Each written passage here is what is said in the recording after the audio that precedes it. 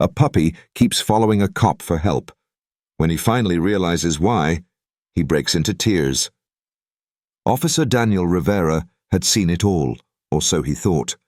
With 8 years on the force in Philadelphia, he believed no situation could truly surprise him anymore. But early one rainy morning, a small trembling puppy began trailing him through the sloshing streets. Its eyes were wide with desperation, and its tiny tail wagged in timid hope. Curious, Daniel tried to gently shoo the puppy away, only to find it persisted, as though it had a very important mission. What the puppy revealed next would shatter every barrier around Daniel's heart, leading him on a journey of devotion, healing, and unbreakable bonds. The alarm on Daniel's phone rattled him awake at 5:30 a.m. A faint glow seeped in through the blinds of his small apartment, illuminating motes of dust dancing in the still air. He exhaled heavily, feeling the usual tension lodge firmly in his shoulders. Being a police officer in Philadelphia was a constant challenge.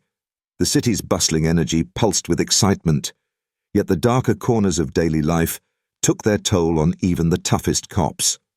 He dressed in his standard uniform, a navy blue shirt, matching pants, and heavy-duty black boots, and stepped outside. The weather mirrored his mood. A sullen drizzle lightly splattered on his patrol car's windshield. As he drove, he recalled his earliest days on the force, when he had been brimming with energy and determined to be a beacon of hope in rough neighborhoods. But years of responding to domestic disputes, drug overdoses, and tragic accidents had chipped away at his optimism. Still, Daniel tried to cling to that underlying sense of duty, reminding himself every morning that his job was to serve and protect. That particular morning, the streets glistened with fresh rainfall, and headlights reflected off the damp pavement in streaks of gold. He parked near an intersection known more for petty theft than major crimes, but with the city's unpredictability, anything could happen at any moment. Crossing the sidewalk, he made his way to a local deli called Rosario, a Philadelphia staple that had been around since 1935. The smell of freshly brewed coffee mixed with the faint tang of smoked meats, drifting toward him in a familiar and comforting aroma. It was here he usually started his shift with a hot cup of black coffee. Nothing fancy. As he exited the deli, coffee in hand, Daniel noticed a small shape lurking behind a lamppost. At first he assumed it was just a stray cat, or perhaps a raccoon rummaging in the early morning gloom. But as he stepped closer, he realized it was a puppy, a young one at that, whose once likely golden fur was now soaked and muddy, giving it a scruffy appearance. When Daniel met its gaze, he saw big, sorrowful eyes looking up at him, eyes that held an unsettling intensity. Something about that look tugged at his heartstrings in a way he hadn't felt in a long time. He greeted the puppy softly. "Hey there, little guy. Are you lost?" The puppy stared at him, blinked, and then, as though deciding something profound, began to follow him. Daniel shrugged, thinking that the poor creature might be hungry and seeking warmth. He could at least share a bit of his sandwich or call animal control, but he couldn't bring himself to shoo it away outright. In that single moment, beneath murky grey skies and dripping eaves, a fateful connection sparked between a weary policeman and a desperate puppy. Neither of them could know then how the next few days would change both of their lives forever. Daniel hopped into his patrol car, balancing his coffee on the dashboard. A quick glance in the side mirror showed the puppy slowly ambling along the curb behind him, rainwater glistening on its fur like little jewels. Feeling a stab of sympathy, he sighed, set the coffee in the cup holder, and rolled down the window. "Go on now, find somewhere dry," he said, half expecting the puppy to scurry away at the unfamiliar voice. Instead, the dog froze, its ears perked in uncertainty. Sensing that it would be a long day if he tried to play cat and mouse with this stray, Daniel eased out of the parking spot, inch by inch, hoping the car's movement might scare the puppy off. But with every short lurch forward, the puppy hurried to keep pace. By the time he reached the end of the block, the puppy was trotting alongside the wheels, its tail wagging like a small, determined flag. "What am I supposed to do with you?" Daniel muttered. He pulled over, turned off the ignition, and stepped out into the soft patter of rain. The puppy stared up at him, its ears flattened against its tiny head as if anticipating rejection. Daniel bent down, extended a gloved hand, and gingerly patted the puppy's head. He could feel the fragile bones beneath its wet fur and realized how malnourished it looked. "All right," he said. "I'll take you to the precinct and we'll figure something out." Gently, he scooped the pup up and placed it on the passenger seat, along with an old towel from the trunk. The dog curled into a tight ball, its big eyes now guardedly hopeful, as though it couldn't believe this sudden kindness. As Daniel drove to the Philadelphia Police Department's 4th precinct, his mind wandered. He'd never been much of a pet person, never had time for a dog, and it reminded him vaguely of a conversation he'd had years ago with his former partner, Clara Johnson. Clara had a soft spot for strays and always said, "You can judge a person's heart by how they treat those who need help the most." Her words echoed in his mind like a gentle nudge toward compassion. When Daniel pulled into the station's back lot, the puppy was nearly asleep, lulled by the warmth of the car's heater. He carefully picked it up and made his way inside, bracing himself for the teasing he knew his fellow officers would deliver. Known around the precinct for his stoic demeanor and for keeping his personal life locked away, Daniel now carried a shivering, soaked puppy in his arms, trying not to smudge muddy paw prints on his uniform. The station bustled with morning activity, dispatchers answering calls, officers lining up for coffee refills, and the standard chatter over new bulletins. Quietly, Daniel slipped into a side room and set the puppy down, wondering how to get it fed and cleaned up. Then the puppy looked up at him with soulful eyes, as if to say, "Thank you," and something in Daniel's chest softened just a bit. He couldn't have predicted that this small act of kindness would soon sweep him into an emotional whirlwind he had not seen coming. Rubbing his close-cropped dark hair, Daniel murmured to himself, "I need help." Perhaps Andrea, the station's administrative assistant, could scrape together some food. She was known for feeding stray cats outside, so maybe she had a can of something suitable for a puppy. With the little dog wrapped in the towel, Daniel stepped into the hallway. The pup whimpered softly, clearly unused to the echoing clatter of boots and harsh fluorescent lights. Keeping his voice calm and soothing, Daniel said, "It's all right, buddy. We'll take care of you." As he passed a row of desks, several officers paused mid-conversation to gawk at the scene. One older officer smirked. "Rivera, I never thought I'd see the day you bring in a stray. That's more of a Johnson move, isn't it?" The comment made Daniel's jaw clench at the mention of Clara. He offered a curt nod and moved on, her memory lingering in the station. Soon, Andrea's face lit up at the sight of the puppy.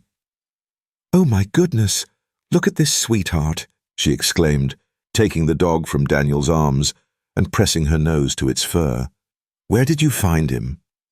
Daniel offered a simple explanation, and Andrea immediately began fussing over the pup, rummaging through a drawer to pull out some leftover turkey slices. The dog sniffed the offering eagerly, devouring the meat with fervent little bites, its tail wagging in a half-circle behind it. "That poor thing is starving," Andrea remarked, stroking the pup's back. "He looks too young to be out on the streets alone." Daniel nodded in agreement, leaning against the doorway. "I need to call animal control or a rescue organization to pick him up. He can't stay here." Andrea raised an eyebrow. "Are you sure? Sometimes it's easier if an officer fosters the animal until a permanent solution can be arranged. You've got the space, right? And the heart, I'd guess?" Daniel bristled slightly at her assumption. He had a meager apartment, worked irregular shifts, and generally kept his personal life free of attachments. Yet, when his gaze fell on the pup curled up at Andrea's feet, its eyes half closed and trembling slightly from the cold, he sighed. "I don't have a yard or anything." Andrea offered a small smile. "You never know, officer. Sometimes we don't choose them. They choose us. She handed the pup back to Daniel, wrapping a soft blanket around it. Call a rescue for now, but I'd bet this pup has a reason for coming to you. Glancing down at the puppy's trusting eyes, Daniel felt that unspoken pull again, as if the dog was silently communicating something important. Trying to shake off the notion, he gently settled the pup in a makeshift bed under Andrea's desk. I'll make some calls, he said, his heart unexpectedly heavy. For now, let's just keep you safe. What Daniel didn't know was that the universe, or fate, or chance, or some higher power, had a plan far grander than a quick call to a rescue shelter. The puppy had only just begun to reveal its purpose for approaching him, and soon enough, that reason would be so overwhelming, it would bring him to tears he hadn't shed in years. Over the next hour, Daniel attended to routine tasks, filing paperwork, returning phone calls, and responding to dispatch requests for a couple of minor disturbances across the neighborhood. Yet throughout the morning, his thoughts drifted back to the pup snoozing under Andrea's desk. Something about the dog lingered in his mind. By noon, a pile of new cases had landed on his desk: robberies, burglaries, domestic disputes, an unending rotation of problems. As he flipped through the files, the fluorescent lights overhead buzzed monotonously, blending with the low hum of conversation. Officers hurried in and out, phone lines rang incessantly, and the copy machine churned out documents with mechanical precision. Daniel realized he had barely touched his coffee. It had long gone cold. Just as he was about to take a sip, Andrea poked her head in. Hey, Rivera, I made a couple of calls to local rescues. They're either full up or won't be able to send someone until tomorrow. Setting his coffee down, Daniel felt a swirl of conflicting emotions. So, what does that mean for tonight? Andrea's gaze flicked to the pup's makeshift bed. He's so small, Daniel. He really shouldn't stay at the station overnight. We can keep him during work hours, but after that, the cleaning crew comes in and he'll be all alone.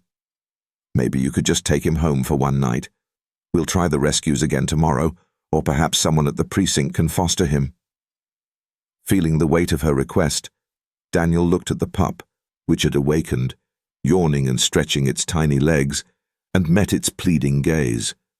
It was like a punch to his gut, laced with an inexplicable longing.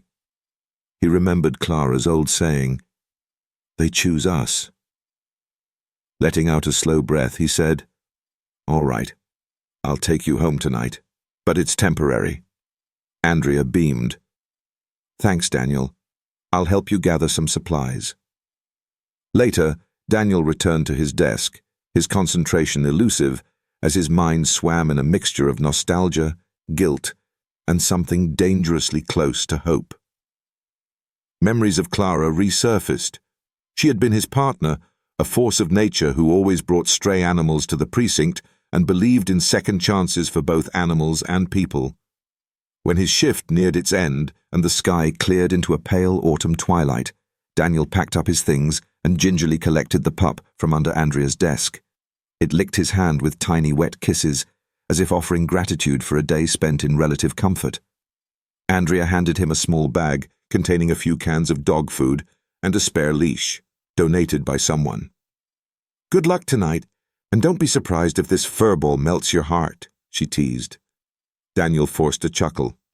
"Not a chance," he replied, though deep down he felt a crack in the armor he had worn for so long. In the quiet of the parking lot, he opened the passenger door of his car, and the pup hopped in. The little dog circled around on the seat, adjusting to its new environment.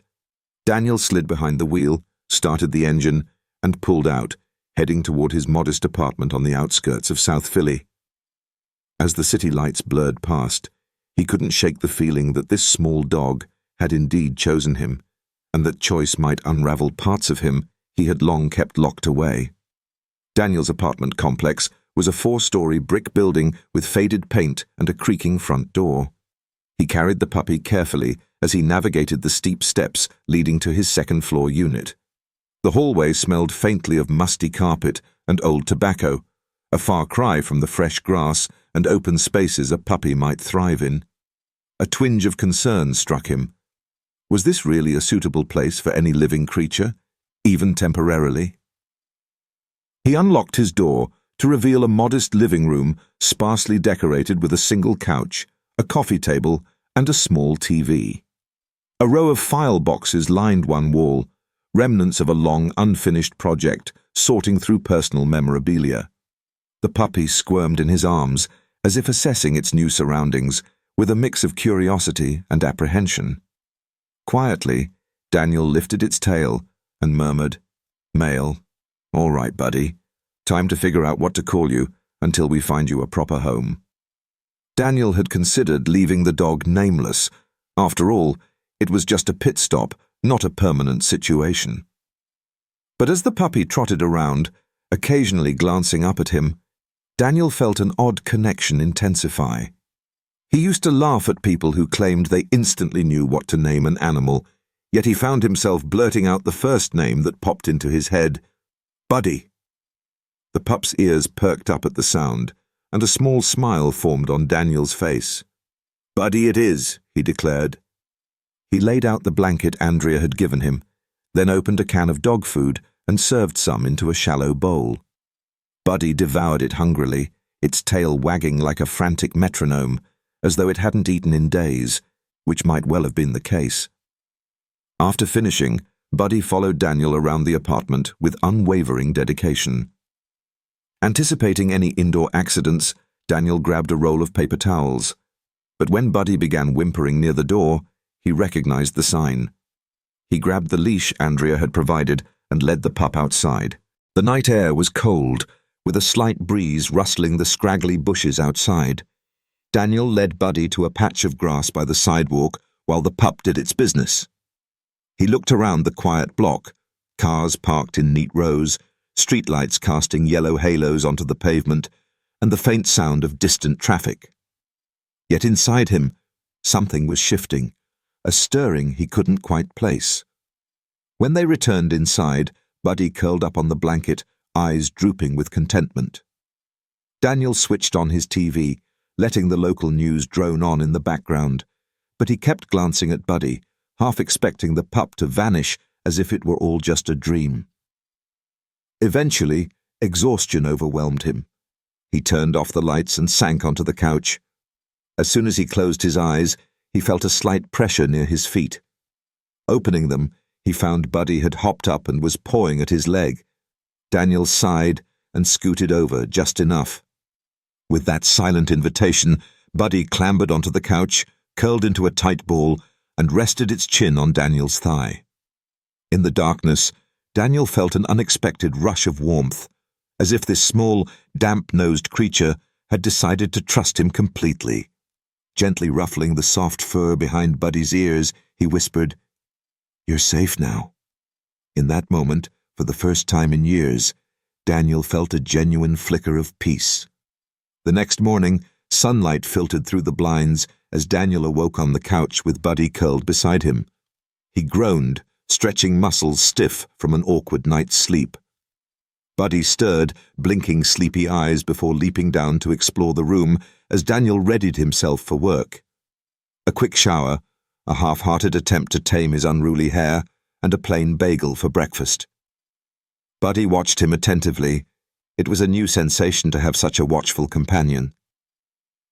Daniel filled Buddy's bowl with dry kibble he had picked up from the corner store the previous night, then glanced at the clock, realizing he'd be late if he didn't leave soon. He hesitated, looking at Buddy. He couldn't just leave the pup cooped up all day without a plan. Yet the station wasn't exactly a dog-friendly environment. While the precinct was used to the occasional stray, it wasn't a long-term solution.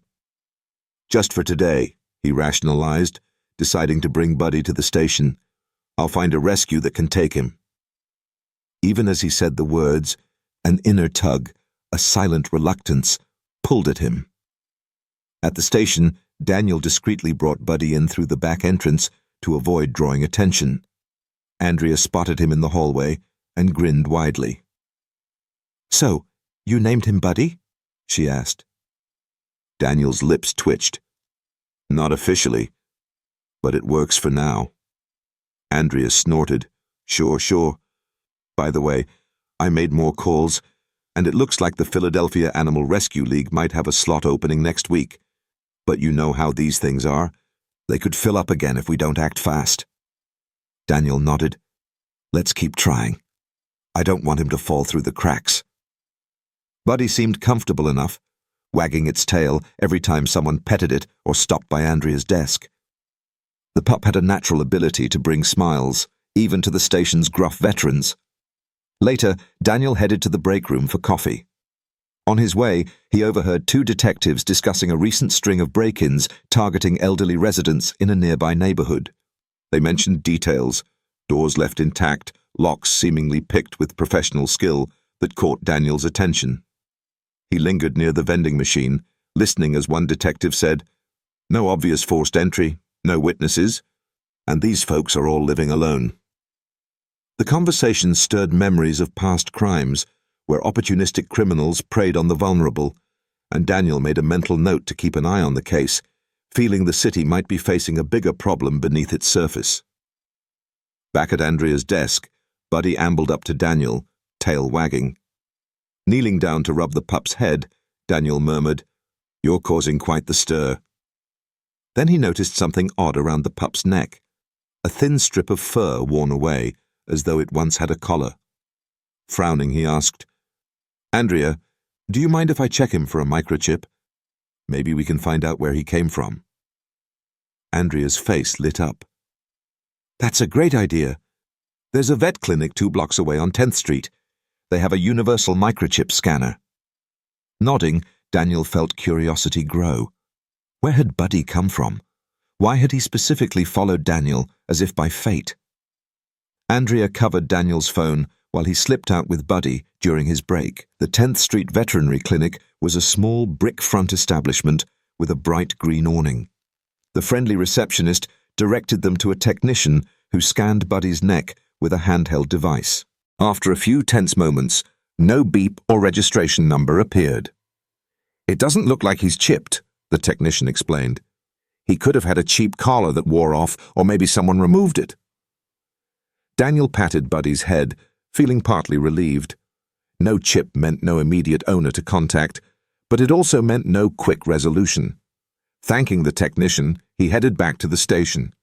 As he walked with Buddy at his side, a breeze rustled the leaves overhead, and memories of Clara surfaced, how she used to say that some strays were angels in disguise, appearing when you needed them most.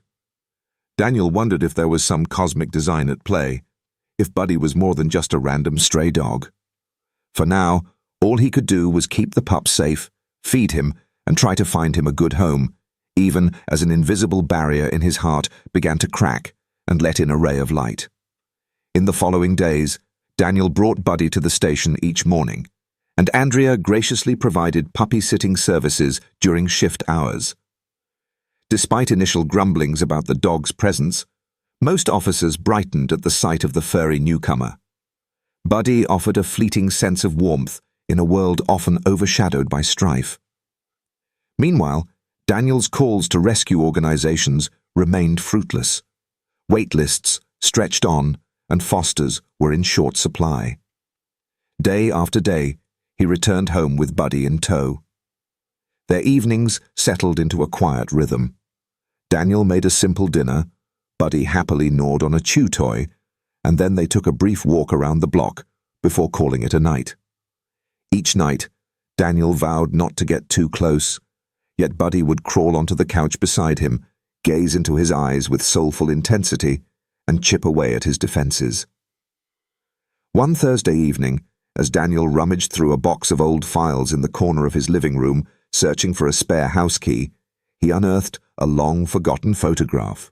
The image showed him, Clara Johnson, and another officer at a station holiday party years ago. Clara's grin was as vibrant as the Christmas lights in the background. They stood arm in arm, full of camaraderie and unyielding hope. Daniel's throat tightened at the memory.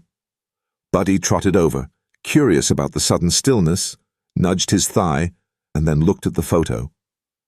Daniel gently brushed his thumb across Clara's face.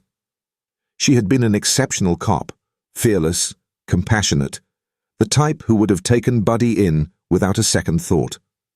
She was also the one who had died in the line of duty a year and a half ago, leaving Daniel with a chest full of guilt and unspoken grief.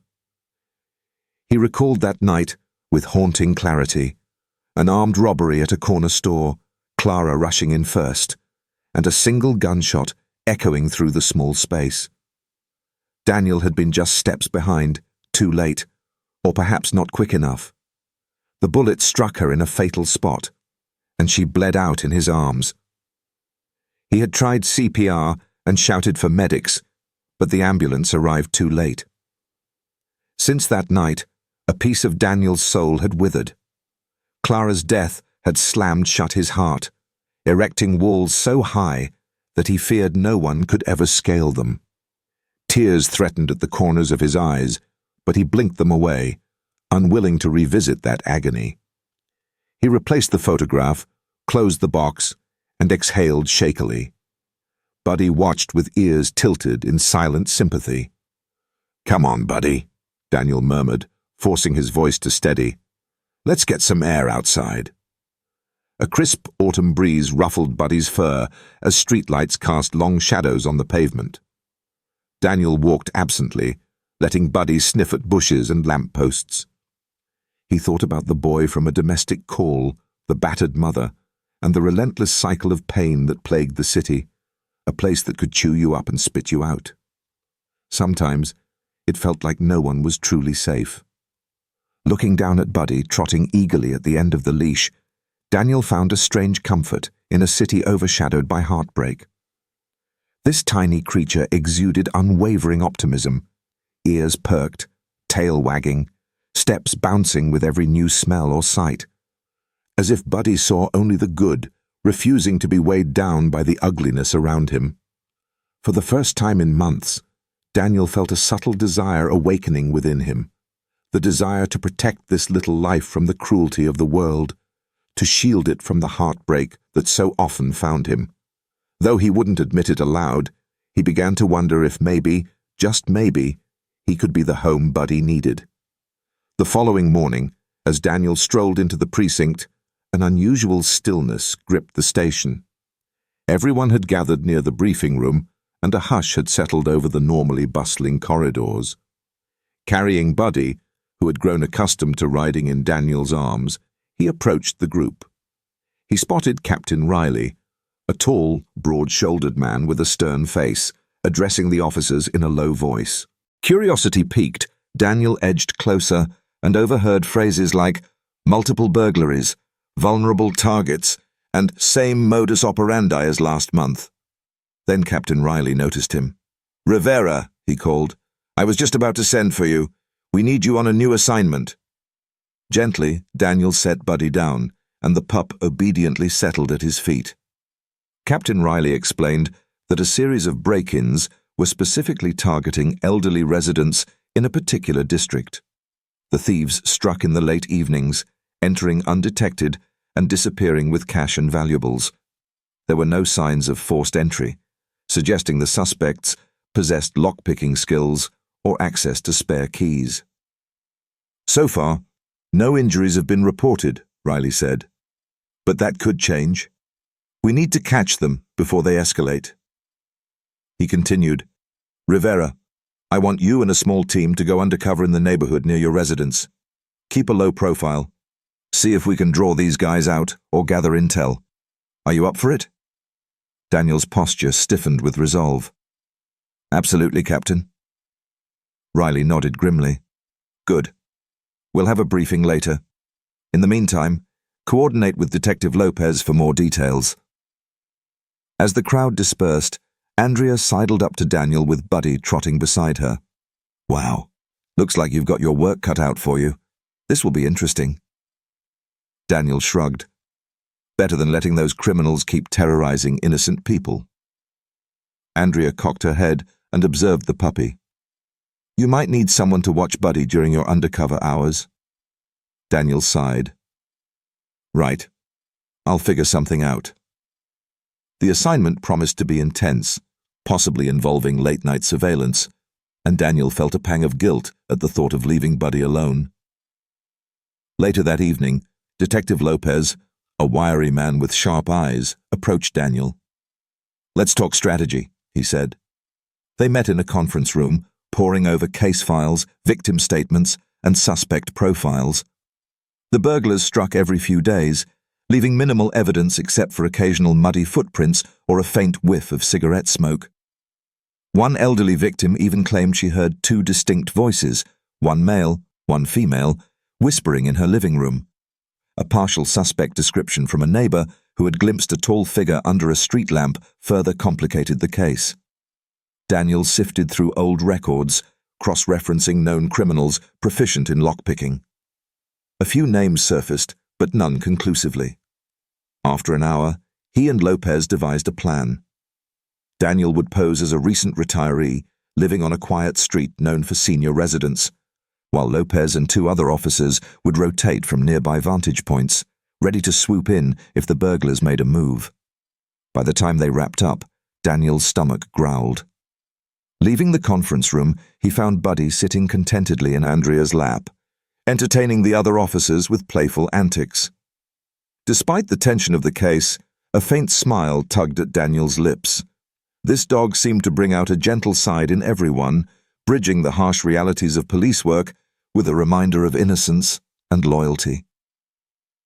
During his lunch break, Daniel took Buddy for a quick walk.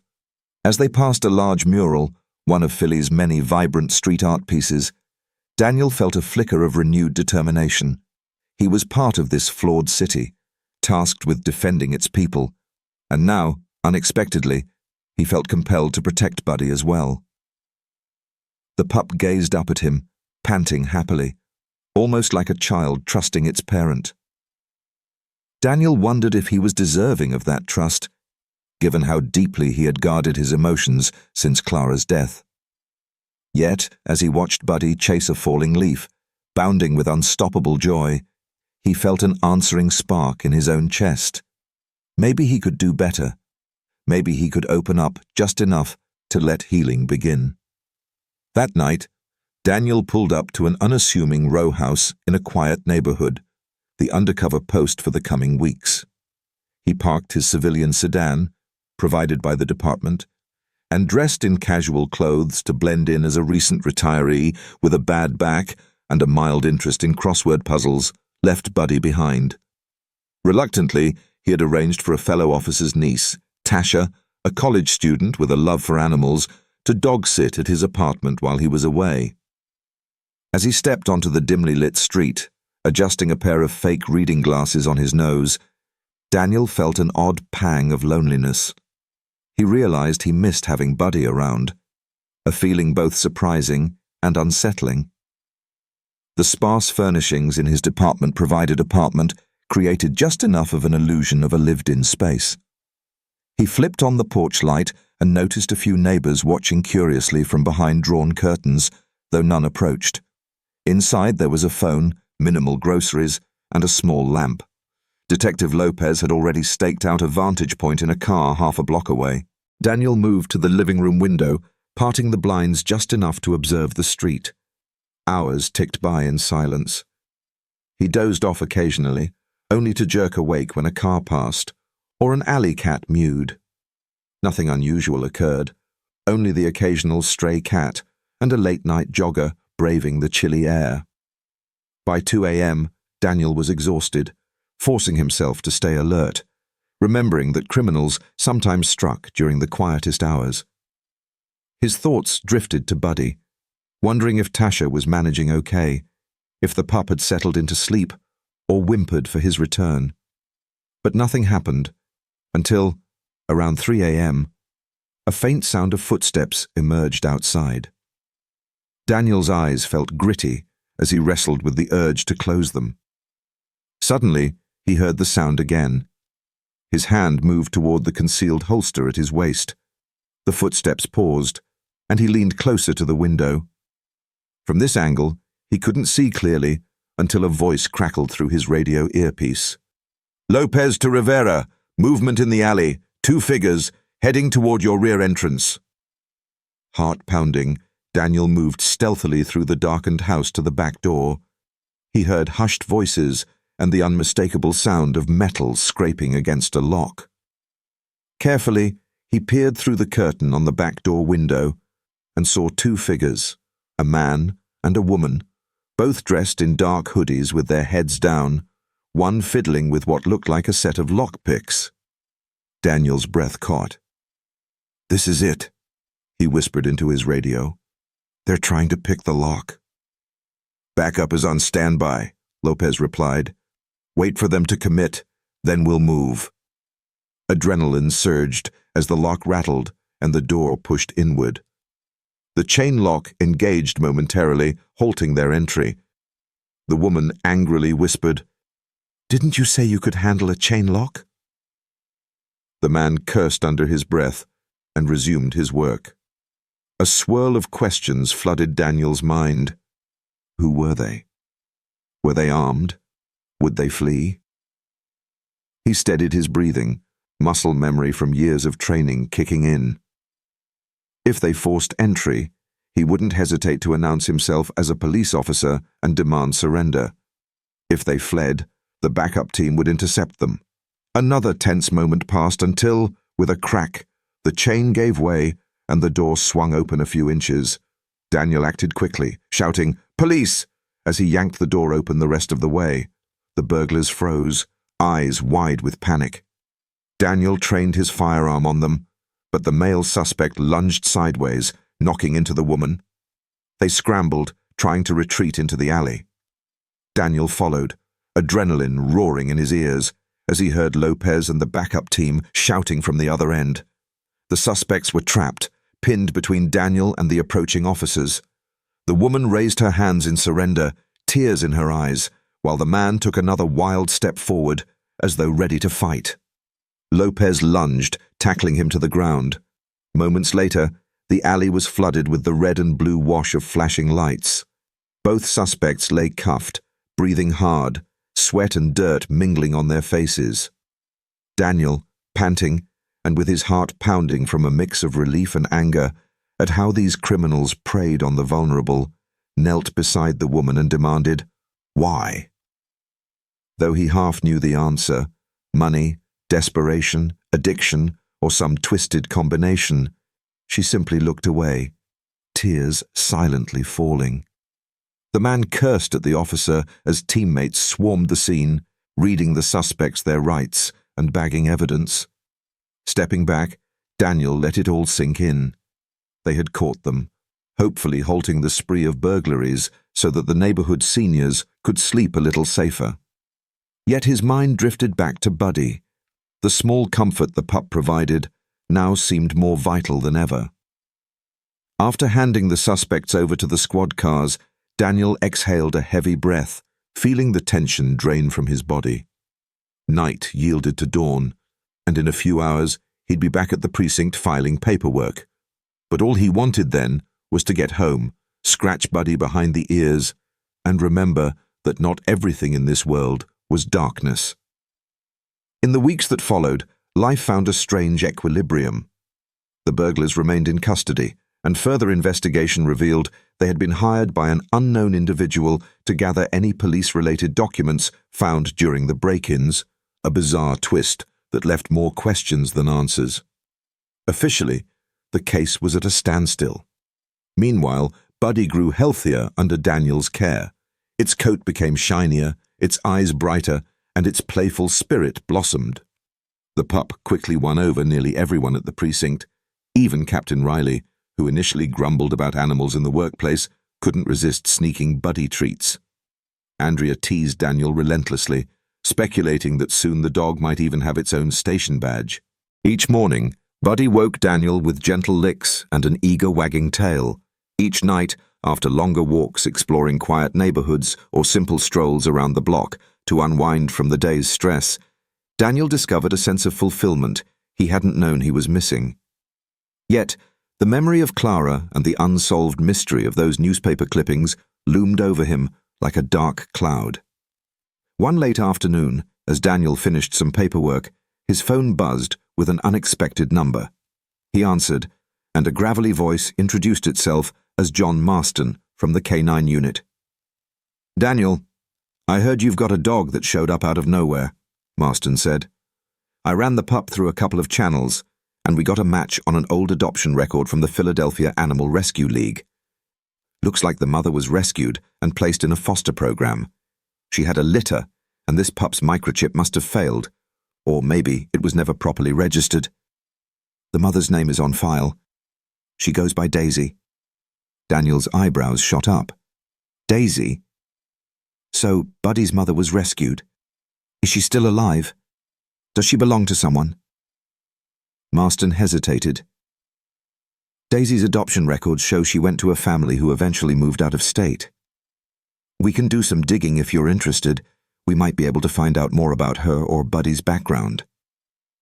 A swirl of emotions, relief, curiosity, and an unexpected surge of protectiveness washed over Daniel. "Yes, I'd like to know. Keep me posted," he replied. Marston later followed up with bits and pieces of Daisy's history. She had been found under a collapsed shed in North Philly, pregnant and malnourished, and a volunteer rescue group had nursed her back to health. Soon after, she gave birth to 5 puppies, 4 of which were quickly adopted. Buddy, it appeared, was the smallest of the litter, nearly overlooked. A family from the suburbs took Daisy and the rest of the litter, but no one took Buddy. Then the records grew murky. The last note indicated Buddy had been rehomed to a woman in South Philly, but the trail went cold. Daniel's heart twisted as he imagined Buddy living a precarious life, shuffled between temporary caregivers, perhaps eventually abandoned when circumstances got tough. The dog had every reason to distrust humans, yet it had chosen to follow Daniel on that rainy morning, a thought that overwhelmed him with equal parts gratitude and sorrow. Life settled into a comfortable routine. Daniel continued his duties with renewed vigor, though the spectre of Clara's memory still haunted him. It was no longer an open wound, but rather a tender scar, a testament to love and loss. Buddy flourished, quickly becoming Daniel's steadfast companion. They spent weekends exploring parks, strolling along the Schuylkill River, and even lazing around watching old movies. Daniel often caught himself talking to Buddy as though the dog were a confidant, offering quiet, unwavering support amid darkness. Then, on another drizzly afternoon, reminiscent of the day Buddy first followed him, Daniel stepped out of a grocery store, laden with bags, and looked up to see those same grey clouds overhead, triggering a flashback of the little puppy drenched in rain, trailing him through puddles. He smiled, thinking, how far we've come. But as he turned the corner to his car, his phone buzzed with a text from Andrea. "Daniel, get to the station ASAP. There's a situation involving a child and a possible kidnapping. Captain wants you on it." His heart lurched. He quickly loaded his groceries, hopped into his car, and raced to the precinct as rain droplets smeared the windshield and the wipers worked overtime. Upon arrival, the station was in controlled chaos. Phones ringing, officers rushing, and hushed conversations about a little girl missing from the Wilson Street shelter. Captain Riley briefed Daniel. A 7-year-old named Lily had disappeared earlier that day. Staff had assumed she was with a volunteer, but no one had signed her out. Security footage showed a man leading her away. Daniel's jaw tensed. "Any leads?" he asked. Riley shook his head. "We have a partial plate from a witness who saw them driving off. We're tracking that. In the meantime, I want all hands on deck searching the area." Daniel sprang into action, scanning files and coordinating with officers to canvass local neighborhoods. The image of a child from a domestic disturbance call months ago flashed in his mind, the terror in that boy's eyes. Another child in danger was simply unacceptable. As evening set in, the search expanded. Daniel refused to go off shift and joined a patrol car combing through side streets and vacant lots, anywhere a kidnapper might hide. The relentless rain turned roads into shimmering mirrors of puddles. Around 2 a.m., a call crackled over the radio. A possible sighting of the vehicle near an abandoned row house on Fletcher Avenue. Adrenaline surged in Daniel as he sped there. Sirens wailed and flashing lights illuminated the dilapidated structure, which reeked of mildew and decay, its walls covered in graffiti. Room by room, officers searched until, from an upstairs corner, the sound of whimpering emerged. Daniel rushed forward, his heart pounding, and found Lily huddled under a broken table, tear-streaked and peeking through the gloom. Wearing a tattered pink jacket and clutching a threadbare teddy bear, she evoked relief in Daniel, nearly making his knees buckle.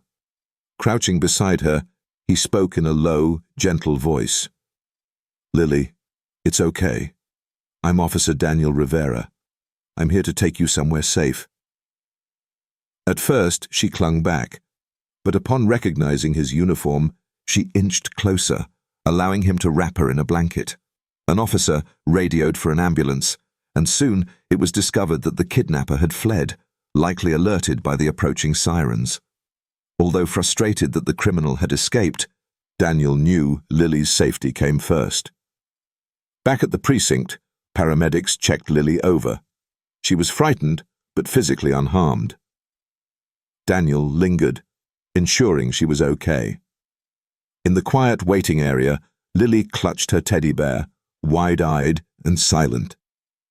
Daniel knelt down to her level and softly said, "We'll find you a place to stay tonight, Lily.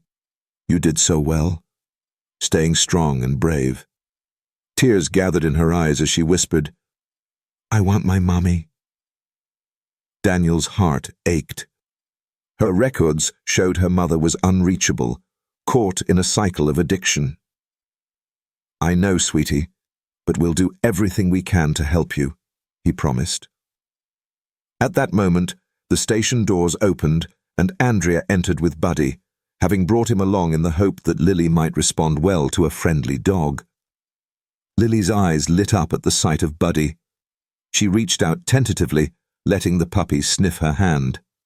Buddy, as if sensing her distress, gently licked her fingers.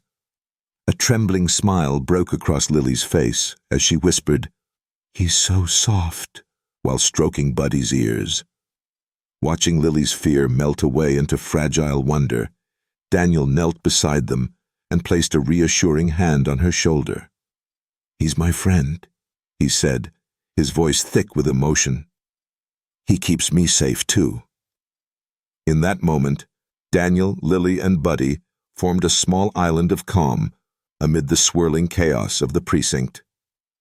The sight of Buddy comforting Lily reminded Daniel of why he had become a cop, to protect those who couldn't protect themselves. He recalled how, not long ago, Buddy had been a lost pup seeking help, and now he was offering solace to a scared little girl, bridging a connection that transcended words. When Lily was eventually placed with child services, she clung to Buddy a little longer, whispering goodbye. Andrea teared up as she watched the exchange, and Daniel felt a lump in his throat. In that single moment, he fully understood the significance of Buddy's presence in his life and in the lives of those around him. That night, as Daniel drove home with Buddy, dozing peacefully in the passenger seat, he recalled the first day the pup had followed him, the initial confusion, mild annoyance, and then the blossoming gratitude as he realized Buddy's unwavering loyalty. The reason the puppy had come to him became clearer with each passing day.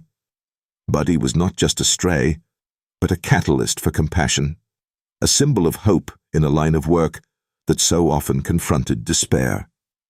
Pulling into his apartment, Daniel quietly turned off the engine, leaned over, and stroked Buddy's head, his voice trembling with gratitude. "You've changed my life, Buddy." And deep down, he felt that Buddy wasn't done with him yet. Days turned into weeks, and each day Daniel's bond with Buddy deepened. He also felt an inner shift, a long-buried part of him easing, allowing warmth and vulnerability to emerge after years of guardedness since Clara's death. One day, Captain Riley summoned Daniel to his office expecting another assignment. Instead, the captain handed him a folder and said, "Thought you'd want to see this?" Inside, Daniel found a formal commendation for courage and dedication, recognizing his role in rescuing Lily, along with a handwritten note from a child services representative. "Officer Rivera, Thank you for giving Lily hope. She still talks about you and your dog every day." Daniel's eyes misted as he replied, "Thank you, Captain," his voice husky. Riley nodded, a faint smile breaking through his stern demeanor. Sometimes a reminder of why they chose this line of work was all that was needed. That evening, Daniel returned to his apartment and placed the commendation on the kitchen table. Buddy greeted him with eager licks and excited twirls. Daniel scooped the pup into his arms, pressing his face into its soft fur, and a rush of emotion overwhelmed him. Silent tears of grief and gratitude mingled as he realized the weight of loss, the heartbreak of every victim he'd tried to save, and the unexpected light that Buddy had brought into his life, all converging in one overwhelming moment. In that moment, Daniel understood that Buddy hadn't just followed him for help on that first rainy morning. He was there to offer the kind of healing no human could provide, a chance to love and be loved unconditionally. Despite the scars of the past, Daniel clung to Buddy as tears soaked into the pup's fur, feeling that years of pent-up pain were slowly replaced by a gentle, powerful wave of acceptance. Clara was gone, and that wound would forever remain part of him, but by opening his heart to Buddy and those around him, he could honor her memory by continuing the work she loved, living a life of compassion rather than fear. In time, he recognized that Buddy had chosen him for a reason. The puppy's plea for help on that first grey dawn mirrored Daniel's own unspoken cry for healing. Together, they found what they both needed, a second chance at life, trust, and hope. And whenever the rain fell over Philadelphia, Daniel recalled the day he first spotted that lonely pup, remembering how Buddy followed him fearlessly through puddles, its eyes shining with an unspoken message. In that memory, he saw the seeds of his own redemption, and he smiled, tears gathering not from sorrow, but from boundless gratitude for the small dog who changed his life forever.